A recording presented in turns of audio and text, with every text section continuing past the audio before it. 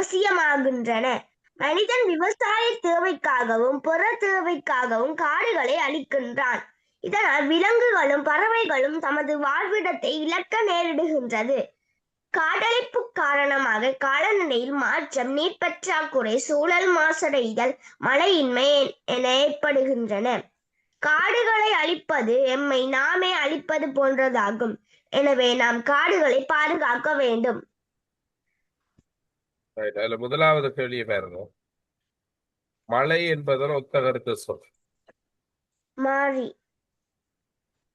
அதுல பந்தியில அடிப்படையாக கொண்ட கேட்டிருக்கிறாங்க. இல்ல விடை மழைக்கு நிறைய வரலாம். ஒன்று மாறி என்றாலும் சரி, அல்லது குளிர்ச்சி, மிகுதி, கருமை, மழைக்கால் அப்படி என்று சொல்லலாம். அதுல மாறி என்ற சரி. அடுத்தது வாழ்விடத்தை என்பதை பன்மையில் எழுதலாம். வாழ்விடங்களை என்று வேறு. வாழ்விடங்களை என்று வேறு. இங்கு உள்ள அகதினை படற்கை பன்மை சொல். அகதினையா இருக்கணும், பன்மையா இருக்கணும், படற்கையா இருக்கும். அதுக்குரிய விடை பறவைகள் சரி, விலங்குகள் சரி. இதுல ஏதாவது ஒன்றழிதான் சரி. அடுத்தது மாசடைதல் என்பதை பிரித்தறிந்தால் எப்படி வேறு? மாசடைதலை பிரித்தறிந்தால் மாசு சக அடைதல். மாசண்டா கரை அல்லது அழுக்கென்று சொல்லி வரும். மாசு சக அடைதல். அடுத்த காடுகளை அழிப்பதால் ஏற்படுவது யார்? அதுல பாத்தீங்கன்னு சொன்னா சூழல் மாசடைதல், மழையின்மை, நீர் பற்றாக்குறை, காலநிலை மாற்றம் இதெல்லாம் நடக்கும். அப்ப ஏற்படுவது யாது என்று தானே கேட்டிருக்கிறாங்க. அப்ப ஒன்று எழுதுனா சரி.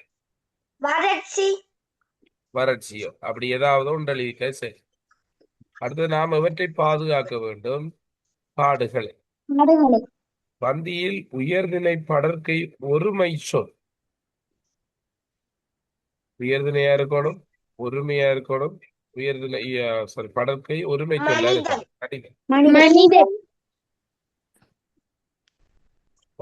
அடுத்தது அவ்வளவுதான்.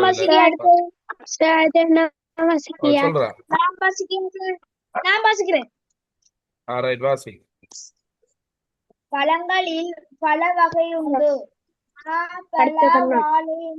முக்கணிகளாகும். பொதுவாக கீரைகள் எமது இரத்தத்தை தூய்மைப்படுத்துவது போல பழங்களும் இரத்தத்தை தூய்மை செய்கின்றன. இது மட்டுமின்றி உணவை ஆகவேதான் உணவுடன் பழங்களை சேர்த்துக் கொள்ள வேண்டும். இதன் மூலம் நாம் ஆரோக்கியத்துடன் நோயின்றியும் வாழ்வோம். சுத்தம் என்பதன் ஒத்த கருத்து சொல் எதென்று சொல்லிக்கிறார்கள். சுத்தம், தூய்மை, புனிதம் இதெல்லாம் வேணும். அதே போல முக்கணிகள் என்பதை பிரித்தெழுதினால் 3 சக கனிகள். முக்கணிகள் 3 சக கனிகள் தான் வேணும். பழங்களினால் ஏற்படும் நன்மை யாதென்று சொல்லி கேட்கிறார்கள். இரத்தத்தை தூய்மைப்படுத்துதல். அதே போல உணவை செவிப்பாடைய செய்யும். இதுல 2 ஏதாவது ஒன்றி இருக்கணுமா? முக்கணிகளவை மாபலா வாழை. அந்த பந்தியில் உள்ள தன்மை பன்மை சொல்லேது உண்டு என்பதன் எதிர்ப்பதம் இல்லை. நாமும் சரி. நோயின்றி என்பதை பிரித்தெழுதினால் நோய் சக இன்றி. நோய் சக இன்றி என்று நோயின். அடுத்தது டிவிஷன் வாசிங். கருத்து பரிமாற்றத்திற்கு தகவல் தொடர்பு மிக அவசியமாகும். எந்த அறிவியல் வளர்ச்சியும் இல்லாத காலங்களில் வேலையாட்கள் தான் செய்தி கொண்டு செல்ல பயன்படுத்தப்பட்டார்கள். அவர்கள் நடந்தும் குதிரைகளில் பயணம் செய்தும் செய்திகளை கொண்டு சென்றனர். அரசனுக்கு அரசன் அனுப்பும் செய்திகளை கொண்டு செல்பவர் செல்பவர்கள் ஓலை தாங்கிகள் என அழைக்கப்பட்டனர். பருவம் என்பது ஒத்த சொல் எது? Right. பருவம் என்றதுக்குரிய ஒத்தகருக்கு சொல்லு. இந்த இனம் வராது. பருவம் என்றது காலம், ஒரு காலம். வேலையாட்கள் என்பதன் ஒருமை வடிவம் யாது? காலமும் சரி, பருவம் காலம் சரி விடுக்கலாம். வேலையாட்கள் என்பதன் வேலையாள். இங்குள்ள அகரிணை படர்க்கை பன்மை சொல் எது? அகிர்தினையா இருக்கணும், படர்க்கை பன்மை பெயர் சொல்லா இருக்கணும். என்ன விட வேறு? குதிரைகள். அரசி என்பதன் எதிர்பார்ச்சொல்லை எழுதுக. அரசன், அரசி. Right, okay. அடுத்தது ஓலை தாங்கிகள் என்றால் யாரை குறிக்கும் என்று சொன்னா, அதாவது அரசன் அனுப்பும் செய்திகளை கொண்டு செல்பவர்கள். இவ்வளவு நேரம் சரியா? அடுத்து வேலையாட்கள் எவ்வாறு செய்திகளை கொண்டு சென்றனர்? நடந்தும் குதிரைகள்.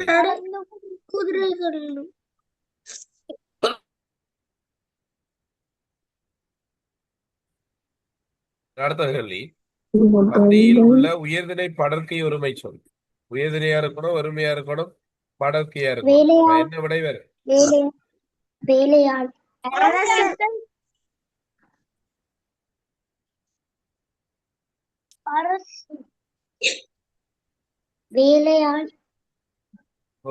சரி. அரசன் பிள்ளையா? என்னமால்? அரசன் பிள்ளையா சார்? உயர்திணை படர்க்கை அரசன் சரி. அதுல வேலை ஆட்கள் என்றல்ல இருக்கு, அது பன்மையில வரும். அரசன் தான் சரி, ஒருமை சொல். அடுத்த அரசி என்பது ஆண்பால் சொல்ல அரசன். வேலை ஆட்கள் என்பதை பிரித்து எழுதினால் வேலை சக ஆட்கள். வேலை சக ஆட்கள் என்று வேறு.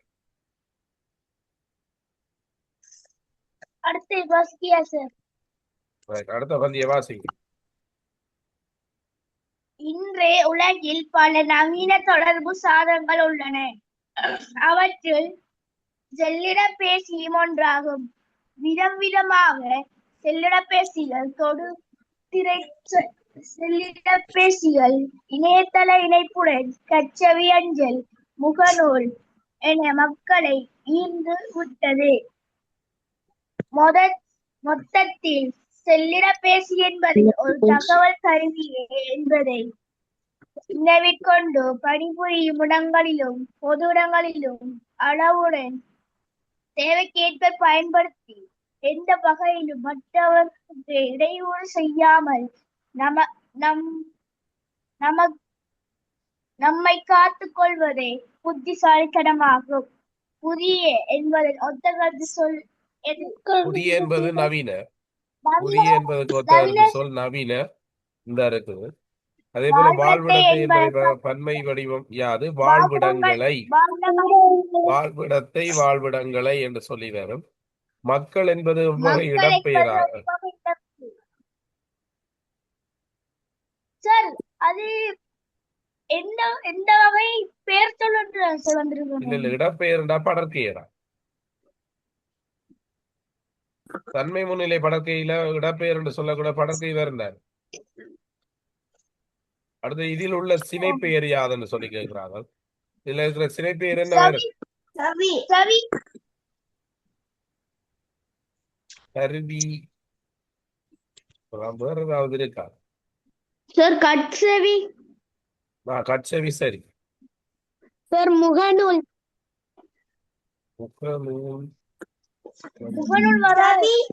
முகநூல் வராதா?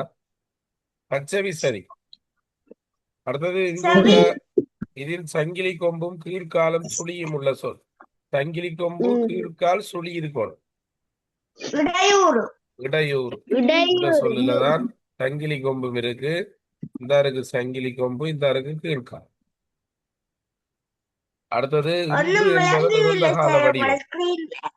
இன்று என்பது நிரந்த கால வடிவம் என்ன? நேற்று. எதிர்கால வடிவம் நாளை. மக்களை கவர்ந்த தகவல் தொடர்பாடல் முறைகள் அவை.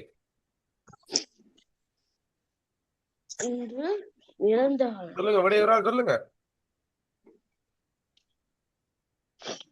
கட்சவி அஞ்சல் முகநூல் எனும் கட்சவி அஞ்சல் முகநூல் ரைட், ஓகே. அடுத்தது இணையதள இணைப்புடன் கச்சவி அஞ்சல் முகநூல். அதுல நீங்க கட்சவி அஞ்சல் முகநூல் அது 2 வழியும் தான் போகும். அடுத்தது பாருங்க, பந்தியில் உள்ள இடப்பெயர் யார்? உலகு. அடுத்தது எது புத்திசாலித்தனம் என பந்தியில் சொல்லப்படுகின்றது? அதாவது எந்த ஒரு மற்றவருக்கு இடையூறு செய்யாமல் நம்மை நாமே காத்துக் கொள்வதுதான் புத்திசாலித்தனம். அடுத்த கேள்வி,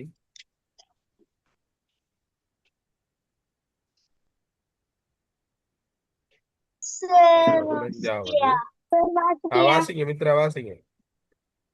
சரி சார். நான் வான்வெளியில் வண்ண பறவை போன்று பறக்கின்றேன். சில வேளைகளில் முகில்களுக்கு இடையேயும் நான் பறக்கின்றேன். சிறகுகளை அசைக்காமல் என்னால் பறக்கத்தக்கதாக இருத்தல் புதுமையான விடயமாகும். நான் பறக்கும் போது சத்தம் உண்டாகின்றமையால் கீழே உள்ளவர்கள் நான் ஆகாயத்தில் பறப்பதை அறிந்து கொள்வர். விசேடமாக சிறிய பிள்ளைகள் என்னை பார்த்து மகிழ்ச்சி அடைவதை நான் அறிவேன். நான் மரங்களில் தங்கி இருப்பதில்லை. நான் விசேட இடங்களில் மாத்திரம் இறங்குவேன். இதுல வானம் என்பதன் ஒத்த கருத்து சொல் என்ன? ஆகாயம். ஆகாயம். அதுல இல்லாட்டி நீங்க வெளியில எடுத்து எழுதலாமா? அடுத்த பந்தியில் உள்ள சினை பெயர் யாது? சிறகு. அடுத்த பந்தியில் உள்ள அகிருதினை பன்மை சொல் எது? அகிருதினையா இருக்கணும், பன்மையா இருக்கணும். ஆகவே அகிருதினை பன்மை சொல் முகில்கள்.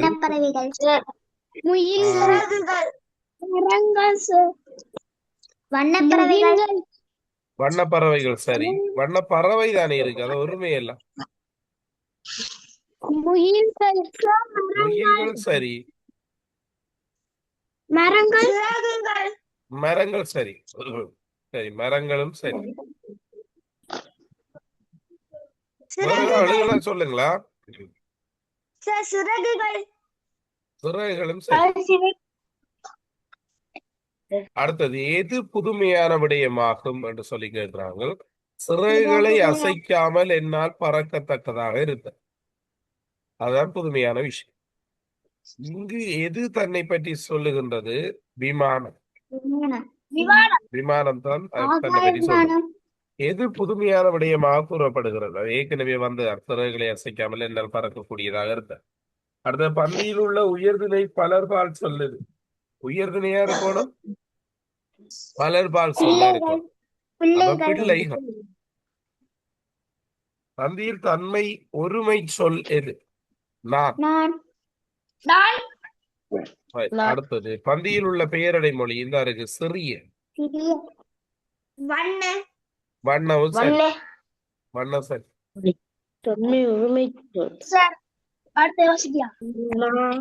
வாசிங்க. இப்ப எழுத்து பிள்ளை விடாம வாசிக்கணுமா? நான் பல்வேறு நிறங்களை கொண்டுள்ளேன். சில வேளைகளில் சிவப்பாக இருப்பேன், கவிழ நிறமாக இருப்பேன். சில வேளைகளில் எனக்கு நிறமே இல்லை. சில விசேட சந்தர்ப்பங்களில் மனிதர்கள் என்னை குடிப்பர். என்னை குடிப்பதன் மூலம் மனிதர்களுக்கு நன்மை அன்றி தீமை ஏற்படுவதில்லை. எனினும் பெரும்பாலானவர்கள் விருப்பமின்றி என்னை குடிப்பதை நான் அறிவேன். விசேடமாக சிறு பிள்ளைகள் என்னை குடிக்க விரும்புவதில்லை. தீமை என்பது ஒத்த கருத்து சொல் எது? தீமை என்பதில் இருக்கிறது சொல் நன்மை. பந்தியில் உள்ள உயர்திணை தன்மை ஒருமை சொல் நான். பந்தியில் உள்ள பெயரடை மொழி சொல் கவனிச்சுக்கொள்ளுங்க. விசேடமாக சிறு பிள்ளைகள் அதுல விருப்பமின்றி குடிக்க அந்த அதுகள் அழியிருந்தது. சரி. அடுத்த விசிறியும் சுழியும் சங்கிலி கொம்பும் உள்ள மனிதர்கள் என்பதன் ஒருமை வடிவம் மனிதர். சொல்லடா. தீமையின் அதுக்கு ஒத்த கருத்து சொல்றான் கோட்டைக்கு. தீமைக்கு ஒத்த கருத்து என்ன? பிரதிகூலம். பிரதிகூலம். சரி அனுகூலம். சரி, அதுல கேடு, தீங்கு, தீமை அதெல்லாமே இருக்கு.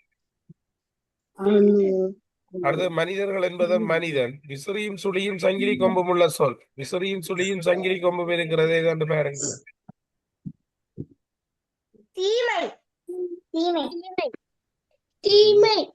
தீமை. சரி, இங்கு எது தன்னை பற்றி குறிப்பிடுகிறது?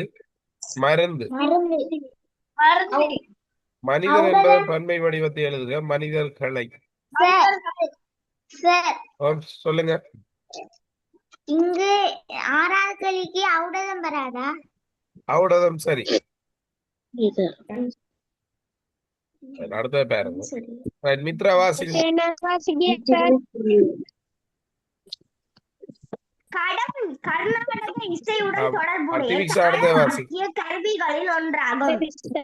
இது மிக எளிமையான ஓர் இசைக்கருவியாகும். இது ஒரு பெரிய மண்பானையில் தட்டுவதன் மூலம் ஒலி எழுப்பப்படும் இசைக்கருவியாகும். கடம் வாசிக்கும் இசைக்கலைஞர்கள் அமர்ந்த நிலையில் கடத்தின் வாயை தன் வயிற்றோடு ஒட்ட வைத்துக் கொண்டு 2 கைகளாலும் அடித்து வாசிப்பர். நாதஸ்வரம் துளைக்கருவி வகையைச் சேர்ந்த ஓர் இசைக்கருவியாகும். இது நாயனம் என்று பல்வாறு அழைக்கப்படுவது உண்டு. திறந்த இடத்தில் இசைப்பதற்கு ஏற்றது. வெகு தூரத்தில் இருந்து கேட்டாலும் இன்பத்தை தரும் இதழ்பினை கொண்டது. இதுல முதலாவது கேள்விக்கு விடை சொல்லுவாங்க. ஒரு ஆள் மகிழ்ச்சி என்பதன் ஒத்த கருத்து சொல். இன்பம். பந்தியில் உள்ள உயர்திணை தன்மை ஒருமை சொல். தன். சரி, வேற நான் அப்படி இருக்கா? இல்ல. பந்தியில் உள்ள வினை அடை ஒன்றை எழுதுக. அடித்து.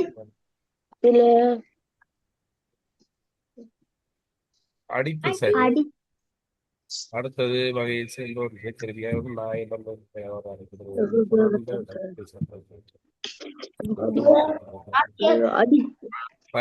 அடுத்தது இங்கு உள்ள சினைப்பெயர் எது? வாய் வயிறு. வாய் வயிறு. ரைட். ஓகே, இது ரெண்டையும் இதெல்லாம் சரி. அடுத்தது அவையண்டலினபடியா ரெண்டையும் கட்டாயம் எழுதுவோம். பந்தியில் குறிப்பிடப்படும் துளை கருவி எது? சொல்லப்படுற துளை கருவி நாதஸ்வரம். கடம் எந்த இசையுடன் தொடர்புடையது? கர்நாடக இசையுடன். அடுத்தது தூரத்தில் இருந்து கேட்டாலும் இனிமை தரும் இசைக்கருவி எது? என்ன விடை? துளைக்கருவி வகையை சேர்ந்த இசைக்கருவி எது? நாதஸ்வரம். கர்நாடக இசையுடன் தொடர்புடைய தாள வாத்திய கருவி எது? கடம். முக்கியமான விஷயம். அடுத்த பந்திய பாருங்க.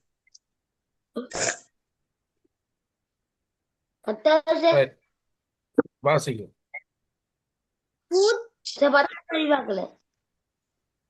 பூத்துணி போல இரவு வானம் காட்சி அளித்தது. பாருங்க, பூத்துணி போல இரவு வானம் காட்சி அளித்தது. அங்கும் இங்கும் மின்னிக் கொண்டிருந்தன நட்சத்திரங்கள். நீலக்கடலிலும் நீந்தும் வெள்ளியோடம் போல வெண்ணிலவும் மெல்ல மெல்ல தவழ்ந்து சென்றது. நிலா ஒளியில் பூமி ஒளி வெள்ளத்தில் நிரம்பி இருந்தது. சின்னஞ்சிறிய ஒளித்திரளாய் ஒளிர்ந்தவாறு செயற்கை கோள் ஒன்று வானத்தில் நகர்ந்து கொண்டிருந்தது. இந்த இயற்கையின் அதிசயத்தை எண்ணி மனம் மகிழ்ந்தது. முதலாவது கேள்வியை பாருங்க. விந்தை என்பதன் ஒத்த கருத்து சொல். அதிசயம். விந்தை அதிசயம். சரி, அடுத்த பாருங்க. செயற்கை என்பதன் எதிர்கருத்து இயற்கை. பூத்துணி போல காட்சி அளித்தது எதென்று சொல்லி கேட்கிறாங்க. இரவு வானம். நட்சத்திரங்கள். இல்ல சார். பூத்துணி போல இரவு வானம் என்ன?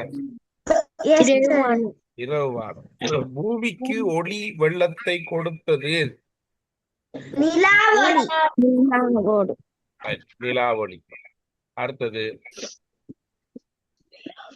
ஒளித்திரளாய் ஒளிந்தவாறு நகர்ந்தது செயற்கைக்கோள். செயற்கைக்கோள்.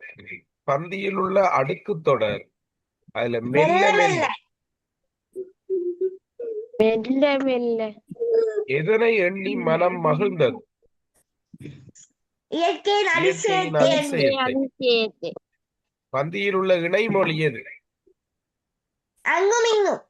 அங்குமிங்கும். சரி. அதே போல அதுல அடுக்கிடுக்கு தொடரும் இருக்கு. எதென்று சொல்லுங்க ஆகும்?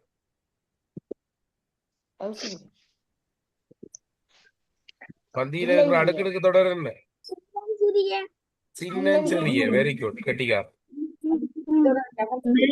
மெல்ல மெல்ல மெல்ல மெல்ல அடுக்கு தொடர்.